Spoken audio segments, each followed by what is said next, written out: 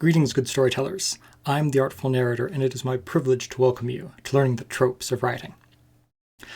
Today's video is one that I wanted to talk about for a long time, but which I wasn't able to confidently because it kind of defies the usual structure that I like to try to format my trope videos into. Luckily, the videos I've been doing lately are much less structured by the needs of the current situation. So it seemed like a perfect time to do this video. Now, today's video is the Melon Conundrum. And I'm pretty sure I've referenced this in a previous update video, probably in the context of who the heck's going to click on that video when I finally get around to making it. But allow me to give you some backstory for this. Now, what the Melon Conundrum references is an audio commentary for the Wild Wild West TV series. The old Wild West TV series from that ran from 1996. No, sorry, that ran from 1995 to 1990. That ran from 1965 to 1969.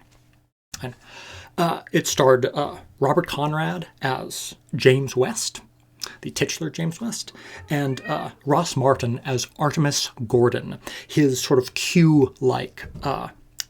He was both Watson and Q, not from Star Trek Q, but Q from the James Bond and stories, the maker of gadgets, because the Wild Wild West TV series was very much a, what if we did the James Bond in the Wild Wild West era?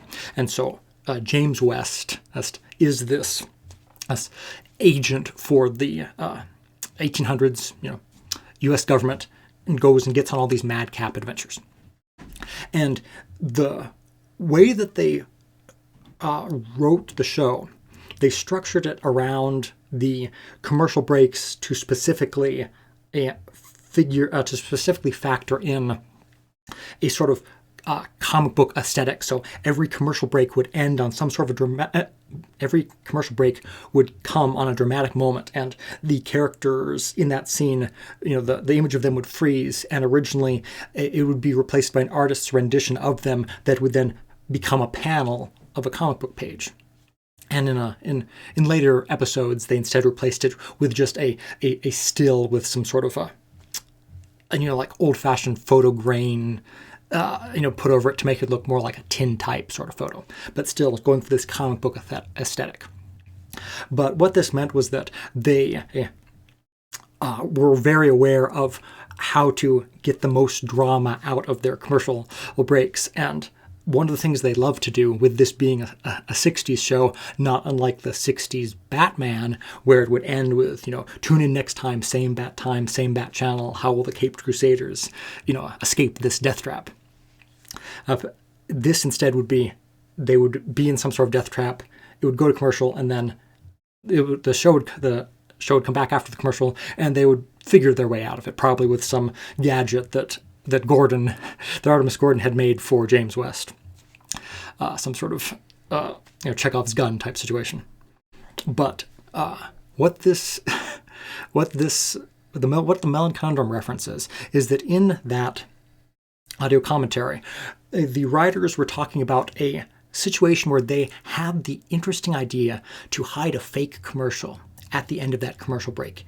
The show would, oh no, they were in a death trap. How are they going to escape? Cuts to commercial. And then instead of, when all the real commercials end, instead of going back to the show, they would slide in a fake commercial for melons. And at the end of that commercial, the person that's trying to sell you these melons will then hand one off screen to James Gordon and to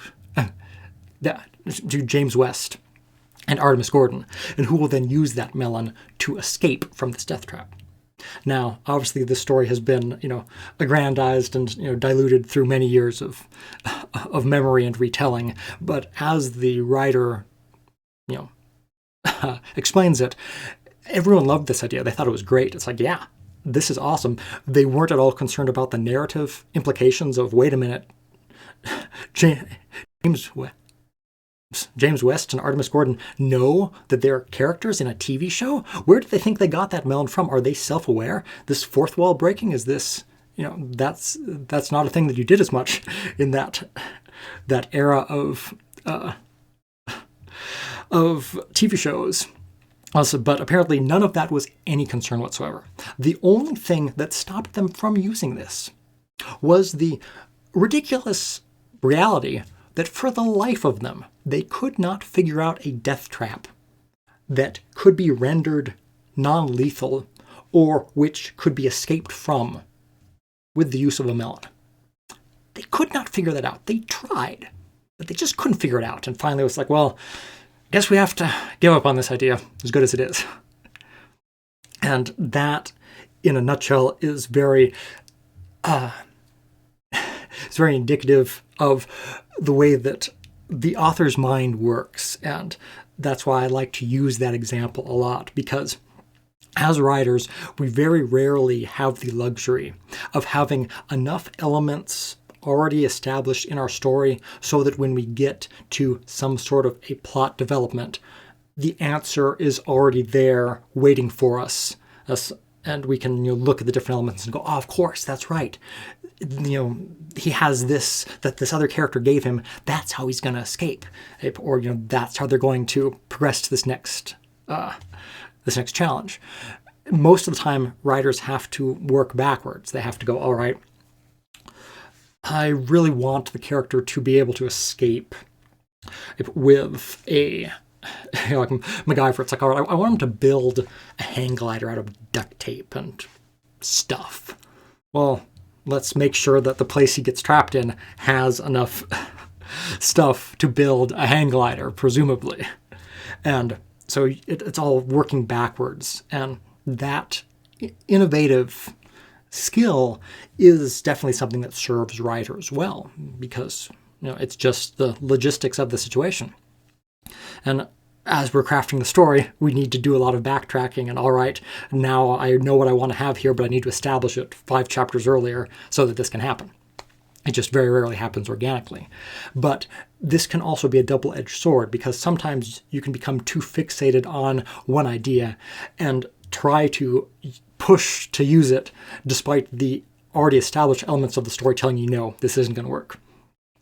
And the specific example that I had of doing this with my own stories is that in one story I wanted to do an homage to the sort of great flood myths that are in so many different cultures.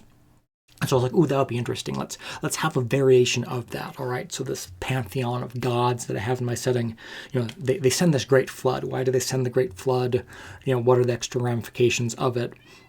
And as I'm working with this, I'm just seeing, there's a lot of elements in the story that this doesn't react well with. And I need to force things here and tweak things there. And it's kind of like all these other elements in my story that were already established were just, speaking to me and saying, hey, this isn't actually a good idea, not sentiently speaking to me, but because of the fact that those were already well structured into the story, and I was finding myself having to bend them aside or distort them to make this work, essentially trying to put a square peg into a round hole. I just finally had to come to the realization after literally 2 years of trying to make that work in my story that no, this is just not going to work. This was a bad idea. There are much better ways to create this, interesting, mystery with this pantheon of deities and secrets that they're trying to hide and things like that. There's much better ways to do this than with something as big and as world-changing as a flood myth homage. So that is the Melon Conundrum in a nutshell. The duality of being inventive enough to figure out how to arrange a story so that it can best highlight that beautiful idea that you have, or also being aware enough of the existing landscape of your story to go, as much as I really want that melon to save the day, it's just not going to work. Or I would be better off instead having the day be saved by something more plausible, like some sort of high-tech spy gadget in James West's coat. So thank you very much for watching.